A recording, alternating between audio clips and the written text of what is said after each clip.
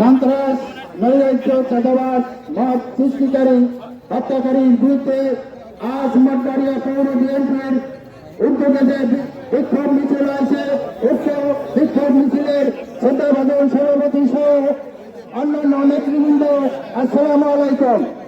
আমরা অন্তরে যাব না, তা যেন আমরা মুখে বলি, আমরা মুখে যাব না, তা যেন অন্তর থেকে বলি।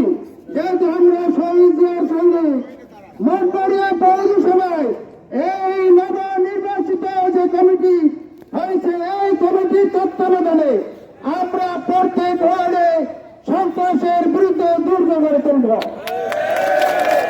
সম্মানিত উপস্থিতি, আজ অন্তর্বর্তীকালীন সরকারের আওতায় বাংলাদেশ আজকে এই সভায় মঠবাড়িয়ার সর্বস্তরের প্রশাসনিক কর্মকর্তা কর্মচারী দুটো আহ্বান জানাচ্ছি।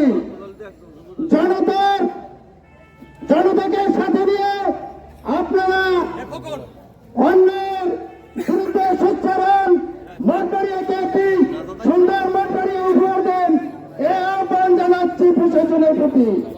সম্মানিত উপস্থিতি, আজকে এই 9টি ওয়ার্ডের যে সমস্ত দায়িত্বপ্রাপ্ত নেতা আছেন, সভাপতি, সম্পাদক, সাংগঠনিক এবং আরো যারা আছেন, আপনাদের প্রত্যেকের কাছে মঠবাড়িয়া থানার অফিসার ইনচার্জ অর্থাৎ ওসি সাহেবের মোবাইল নাম্বার রাখবেন, তদন্তকারী কর্মকর্তার মোবাইল নাম্বার রাখবেন, ডিউটি অফিসারের মোবাইল নাম্বার রাখবেন।